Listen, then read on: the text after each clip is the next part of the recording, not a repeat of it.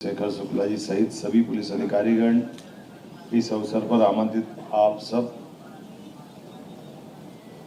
प्यारे मित्रों, सरदार वल्लभ भाई पटेल, और वैसे तो ये मान के चलो कि 20वीं शताब्दी के दरमियान जब परमात्मा की लीला है कि देश आज़ाद होने की तरफ कदम बढ़ाता है, तो कई सारी हस्तियों ने अपने अलग अलग प्रकार के अपने अपने योगदान से वो सब कुछ देने का प्रयास किया, जो कभी कभी हमको लगता है कि ये ऐसा हुआ कैसे होगा और कैसे हो सकता है। लेकिन उन सारे आशय और एक तरह से ऊर्जा उत्साह के साथ समझदारी भरे निर्णयों में से एक निर्णय और एक नाम सरदार वल्लभ भाई पटेल का भी आता है।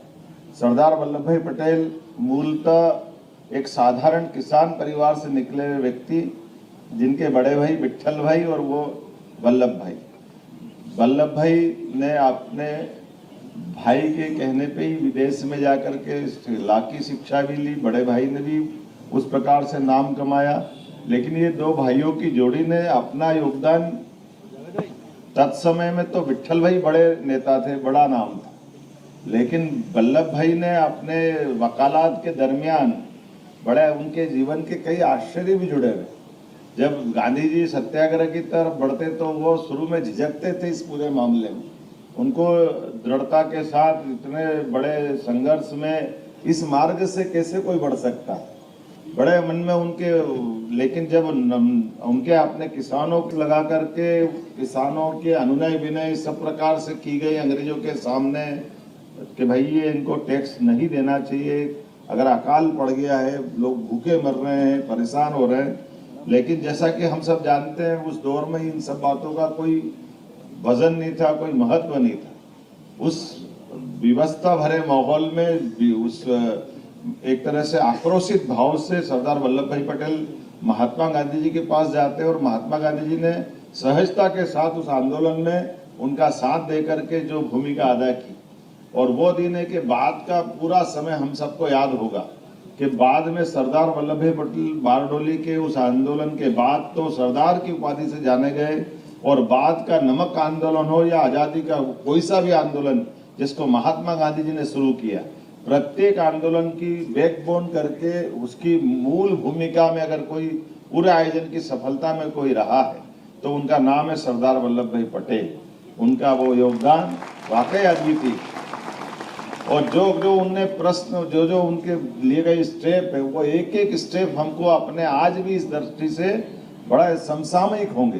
केवल कल्पना करें कि भारत छोड़ने के समय तक जब अंग्रेजों ने तय कर लिया कि भारत छोड़ के जाना है, और भारत छोड़ने के निर्णय के समय एक भयंकर षड्यंत्र करके अंग्रेज जाने की तरफ तत्पर हुए, जिस बात को लेकर अंग्रेजों ने उसके बीज पहले से डाल दिए। उनको मालूम था आज नहीं तो कल हमको जाना होगा, लेकिन जाने के पहले उस देश के टुकड़े टुकड़े देखना चाहते थे, इसलिए कई सारे कारण उनने खड़े करना प्रारंभ कर दिए। उसमें से एक बड़ा कारण उनने कर दिया कि देश का विभाजन का, जब उनने अपना घटनाक्रम और बाकी बातें बताई, उस देश की विभाजन की विभीषिका में देश को सुरक्षित कैसे रखना, उस माहौल में अपने आप को बचा के कैसे चलना।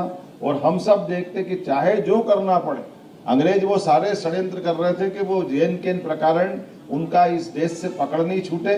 लेकिन 1942 के बाद के हालात ऐसे रहे कि अंग्रेजों को अंततः जाना पड़ रहा है। ऐसे में उनने भारत पाकिस्तान के विभाजन की विभीषिका लिख दी गई। उसके बाद तुरंत उनने उसी के साथ 562 रियासतों को भी फ्री करने का जो निर्णय किया।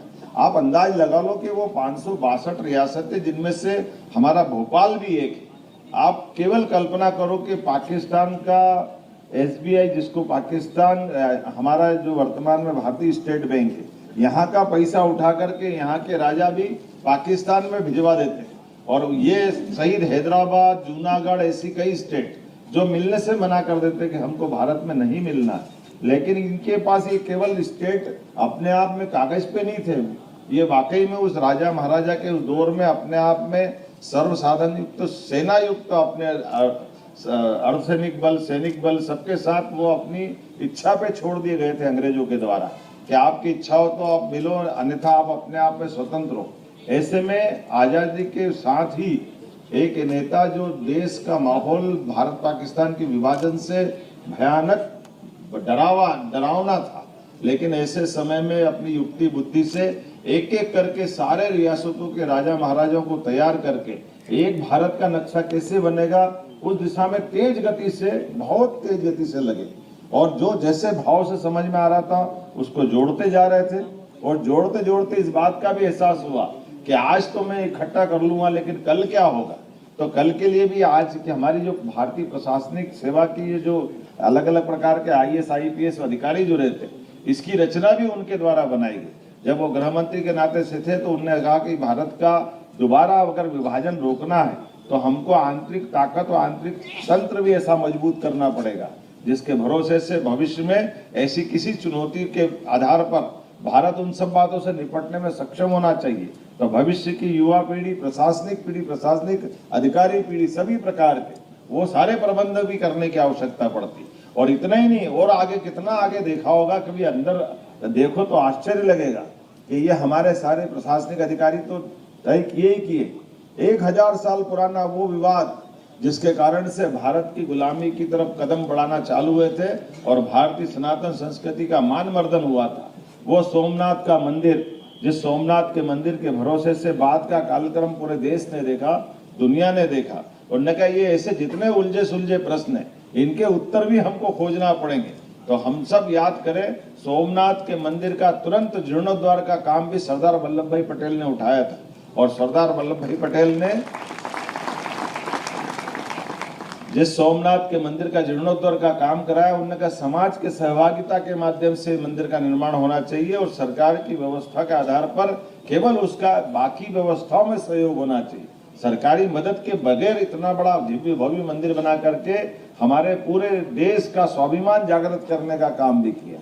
और हमने सबने देखा अंततः सुप्रीम कोर्ट की मदद से इस लंबे संघर्ष के बाद सुप्रीम कोर्ट ने अयोध्या में भगवान राम का मंदिर की अनुमति दी और राम जन्मभूमि का स्थान अंततः सबके मन पे और सबके भावना के आधार पर आज भव्य दिव्य बना है। लेकिन ये प्रश्न तो पहले भी हल कर सकते। ये उसी प्रकार की भावना है जो मैंने आपको बताया है कि जब देश की आजादी की तरफ देश कदम बढ़ाता है तब ऐसे महापुरुष रहते हैं जिसके माध्यम से भविष्य में उनकी इन सारी बातों की कीमतें होती ध्यान में आता है। आपने ध्यान दिया होगा, ऐसे एक नहीं, जम्मू कश्मीर के मुद्दे को उठा करके धारा 370 की घटना से लगा करके UN में ये विषय को ले जाना, ये भी गलती थी। सरदार वल्लभ भाई पटेल ने कहा था कि देश के मसलों को देश के लोग सुलझाएंगे और हम अगर अपने पड़ोस के देश में कहीं विवाद होगा तो पड़ोस के देश के नागरिक और उनके नेता और हमारे नेता बैठकर हल करेंगे। इसमें तीसरे की पंचायती की कोई जरूरत नहीं। और वो हमने सबने भोगा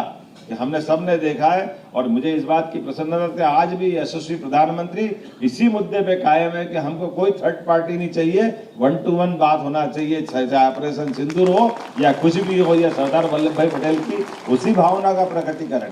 राष्ट्र अपने स्वाभिमान पे गर्व करता है, राष्ट्र अपनी समस्या का समाधान खुद ढूंढना चाहता है और चाहिए भी सही और समर्थ होना चाहिए। ये सरदार वल्लभ भाई पटेल को स्मरण करते करते उनके बताए मार्गों पर चलने का स्वर्णिम अवसर है। और मुझे इस बात की प्रसन्नता है, यशस्वी प्रधानमंत्री का और अभिनंदन करो उनके इस माध्यम से भी, जिनके कारण से राष्ट्रपति, प्रधानमंत्री, हमारी व्यवस्था, ये सरकार के एक अंगांगी भाव हो सकता है।